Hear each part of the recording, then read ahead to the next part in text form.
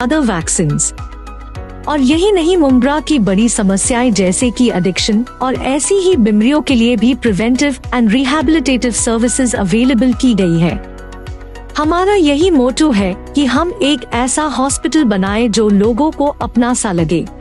Medford multi speciality hospital, जो कि 60 bedded multi speciality hospital है, यहाँ पर हमने कुछ सर्विसेज रखी हैं, जैसे कि क्यूरेटिव सर्विसेज है, प्रिवेंटिव सर्विसेज है, रिहैबिलिटेटिव सर्विसेज है, डायग्नोस्टिक सर्विसेज है। मैंने और मेरे जो पार्टनर है मिस्टर मेहरा जरीवाला सर, हमने सोचा था कि मुमरा के लिए हम कुछ अच्छा बनाएं, कुछ अच्छा करें, जैसे कि बेस्ट इंफ्रास्ट्रक्चर्स के साथ with low economical and affordable rates में हम पब्लिक को सर्विस दें, इसलिए हमने ये हॉस्पिटल बनाया। So please do visit us at Medford hospital.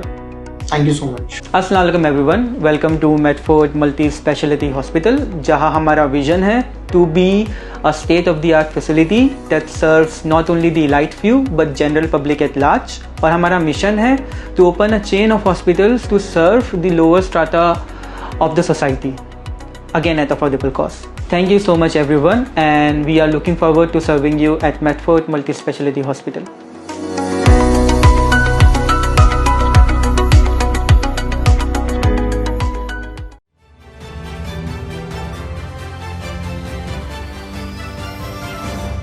मैं हूं इमरान प्रतापगढ़ी और आप देख रहे हैं न्यूज़ FK। ऐलानिया बोलता हूं, मैं हरा सकता हूं, ऐसी कोई बात नहीं है। लोग सहन कर रहे हैं, इसका मतलब ये नहीं कि लोग शांत बैठे हैं।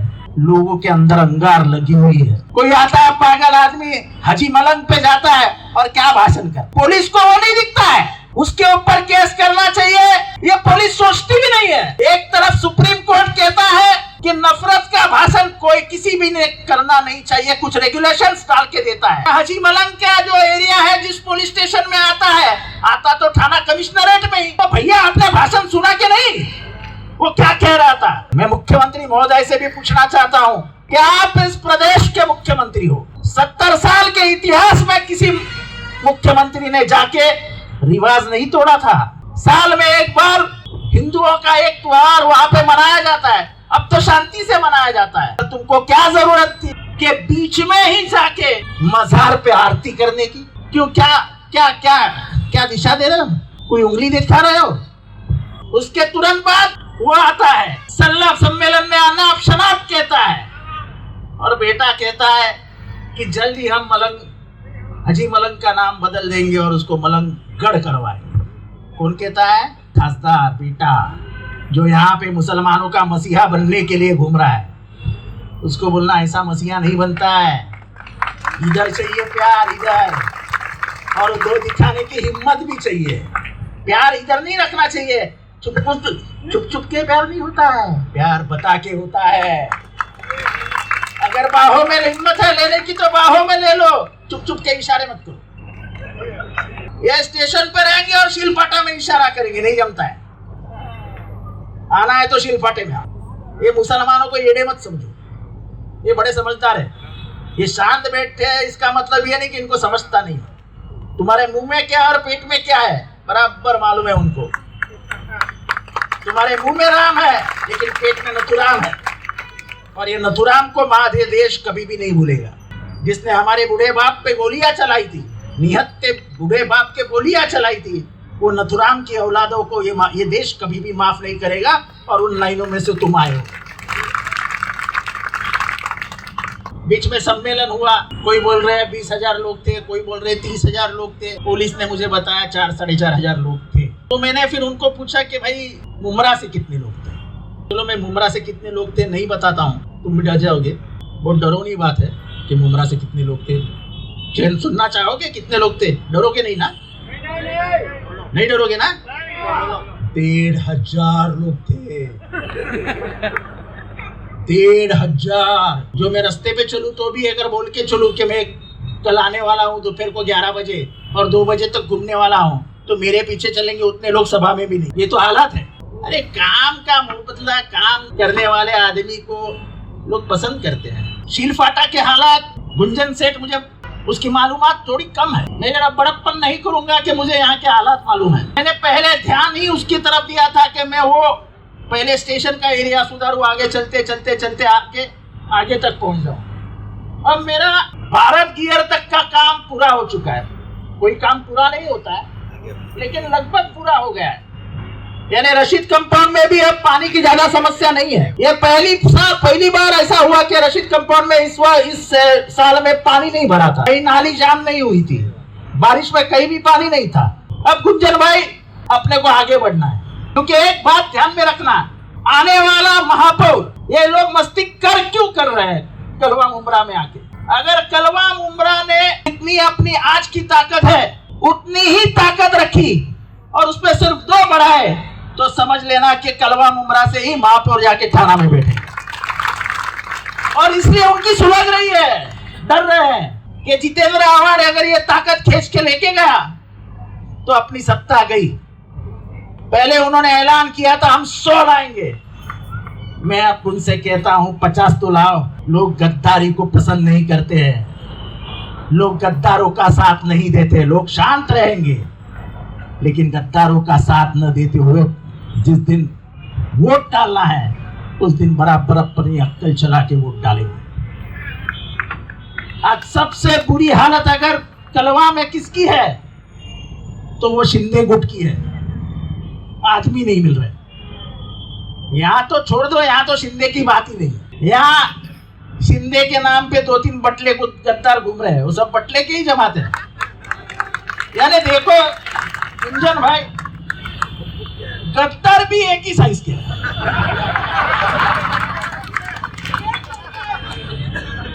देखो ना क्या कुदरत का करिश्मा है, और गद्दार की यानी किसी को ऊपर देखने की जरूरत ही नहीं, दोनों आंख में हाथ डाल के बात कर सकते हैं। अपने से बात करेंगे तो जरा ऊपर देखना पड़ता है। मेरा एक फोटो देख लेना, एक फोटो आया है मेरा, एक आदमी मेरे को हार पहना रहा है स्टेज पे। अब जब वो हाथ पहना रहा है तो उसको दोनों पैर उसको ऊंचे करके हाथ पहना है। ये साले अपने दोस्त भी इतना हरामी है कि बराबर उतना ही फोटो निकाला उसके पैर ऊंचे हुए। देखा कि नहीं शमीम भाई फोटो? और उसको भी क्या शौक, अरे काय को मेरे गाने में हार डालता है भाई? जब अभी गद्दारी कर ही ली है तो दूर चले जा मेरे से। मैंने कहा बुलाया तेरे को नजदीक? अब तो हिसाब करके ही बात आगे बढ़ेगी ना, फैसला वहीं पे होता है। जनता फैसला कर देगी जमहूरियत में। यार 25 साल अपने घर के नीचे के रास्ते नहीं बना सके थे, वो पूछ रहे जितेंद्र आव्हाड ने काम क्या किया? अरे साले पहले तुम्हारे घर के इलेक्ट्रिक के बिल भरो और फिर बाद में जनता की सेवा करो। घर में डायरेक्ट मीटर 25 साल से, और ये बड़े बनने जनता के नगर सेवक और जनता के सेवक। चाचा बताओ ये बराबर है? तुम घर के बिल नहीं भरोगे तो तुम जनता के सेवक बन सकते हो? अरे अपना हाथ तो साफ चाहिए। बंगला बनाओगे 5-5 मंजिल का और वहां बैठ के दुनिया की उंगली करोगे। अरे एक दिन कोई हाईकोर्ट में चला गया तो 5 मंजिल ऐसी ही नीचे आ जाएगी। ये सिर्फ इशारा दे रहा हूं, ज्यादा मस्ती मत करना। हमारा कुछ भी इलीगल नहीं है, ये भी मेरा है, मेरे को कोई खरीद के देता नहीं है।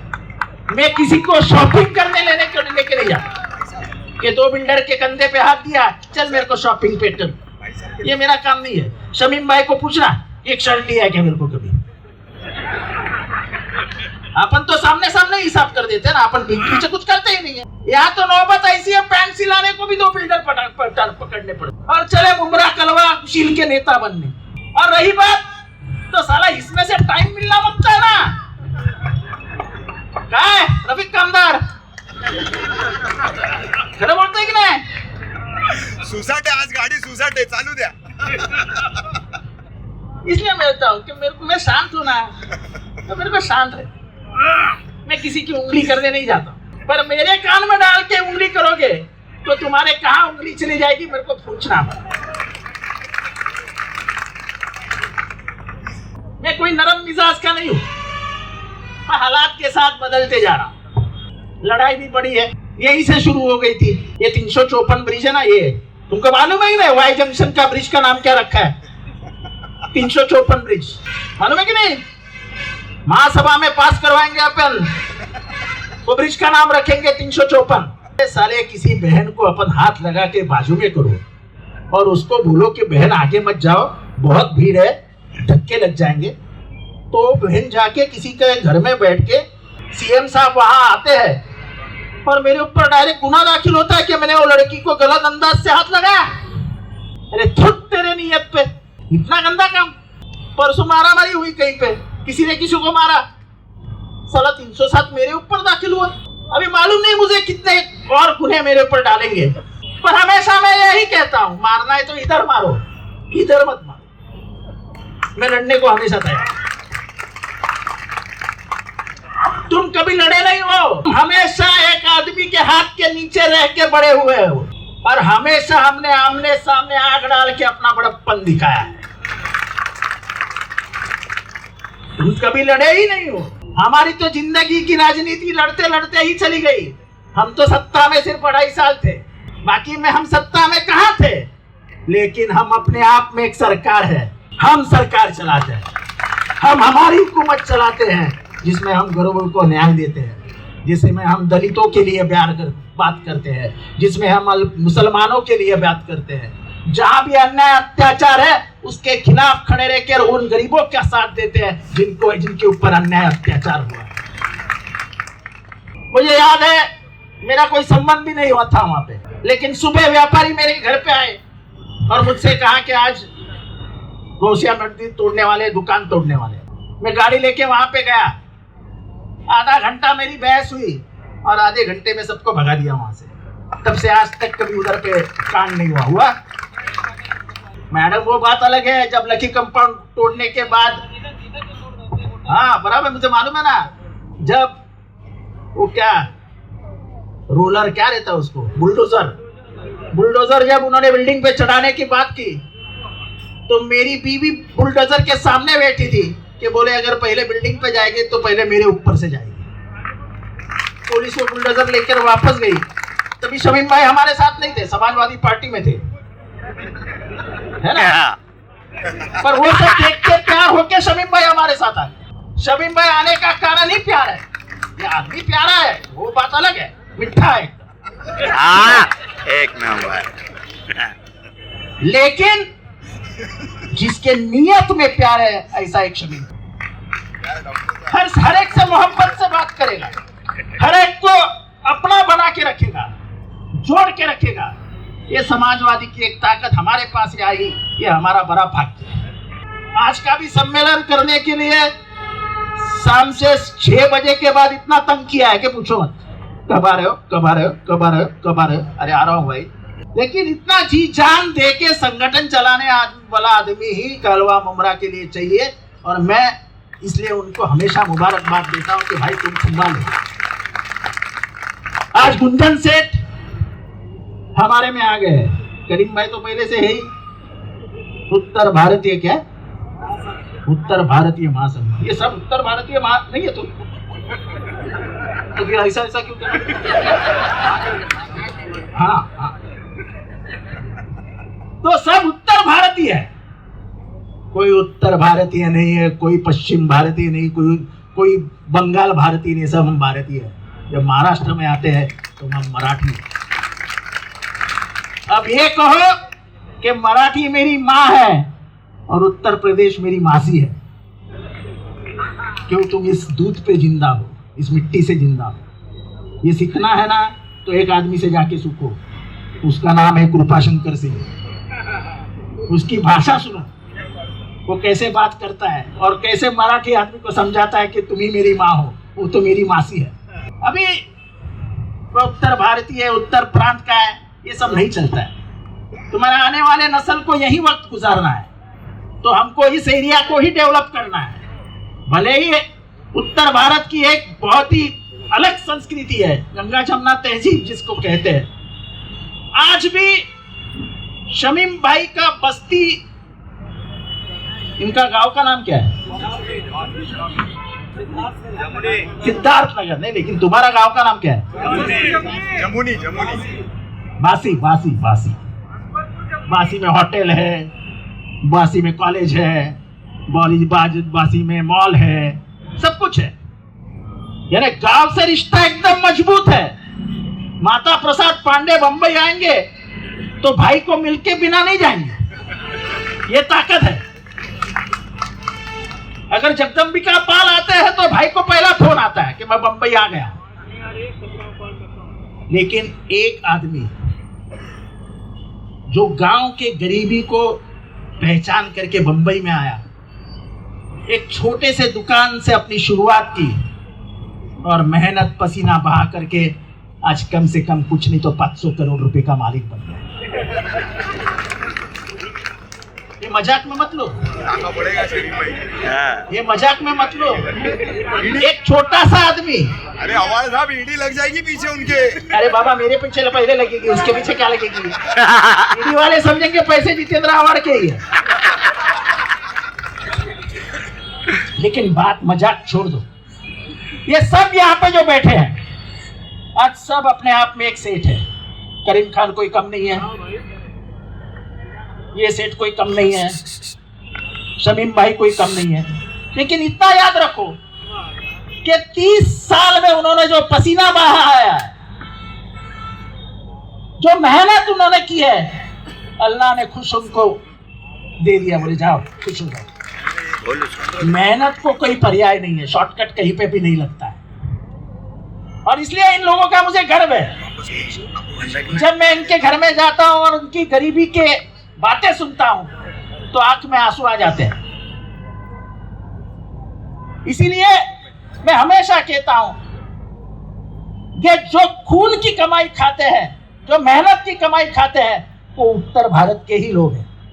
वो हिंदू हो या मुसलमान, जितनी मेहनत वो करते हैं शायद ही कोई और करता है, शायद ही कोई और करता है। कभी तुम क्रॉफर्ड मार्केट की तरफ रमजान के महीने में जाओ। अब तो रमजान शुरू हो जाएगा 23 तारीख को, देखते देखते अप्रैल आ जाएगा, सूरज पूरा ऊपर आ जाएगा। आप वहां पे जाके देखो कि हाथ गाड़ी पे पूरे स्टील की पट्टी रखी है हाथ गाड़ी पे, और एक मजदूर क्या बोलते हैं उसको, गमछा डाल के गाड़ी खींचता हुआ नजर आएगा। और रोजा छूटने के वक्त वहीं पे कहीं रोजा आके छोड़ देगा, पहले गाड़ी पहुंचाएगा और फिर घर चले जाएगा। फजर के नमाज को उठ के फिर वापस आएगा। ये मेहनत मैं ये नहीं कहता हूं कि कोई और नहीं कर सकता, लेकिन जितनी मेहनत उत्तर भारत के लोग कर सकते हैं, ये ठेले लगाने वाले, ये फल फ्रूट में काम करने वाले, उतनी मेहनत और इस देश में कोई दूसरा आदमी नहीं कर सकता है।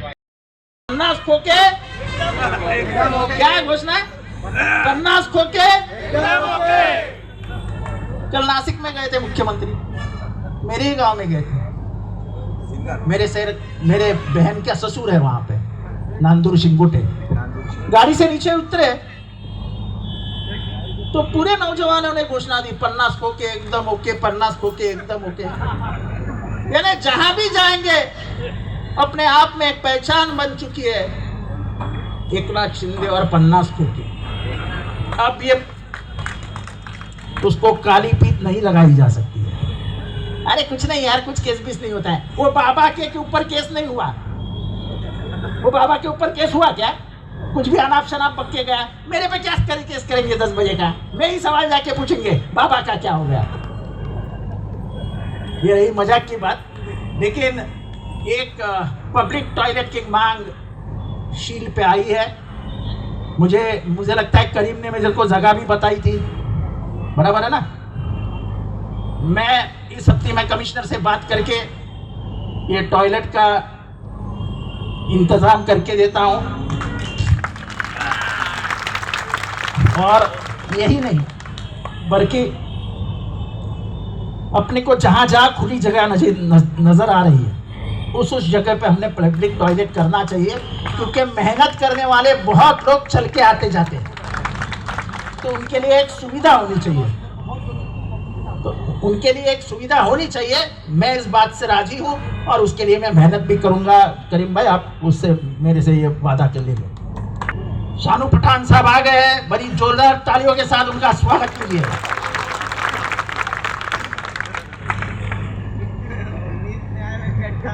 तो अभी क्या बातें करूंगा, चुनाव तो आने वाला नहीं है। चलो अभी रिबन काट लो। रिबन काट दूं? हाँ पानी की एक समस्या है, टॉयलेट की एक समस्या है, रास्ते के कुछ प्रॉब्लम है और वहां पे नाले के कुछ प्रॉब्लम है।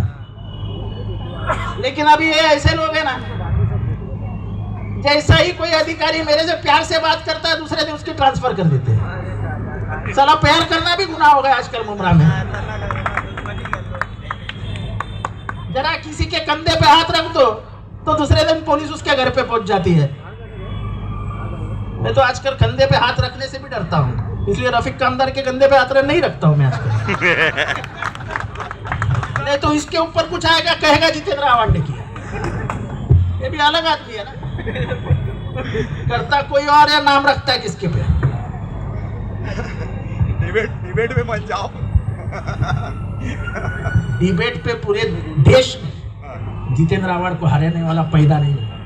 मैं हरा सकता हूँ, ऐलानिया बोलता हूँ मैं हरा सकता हूँ, ऐसी कोई बात नहीं है।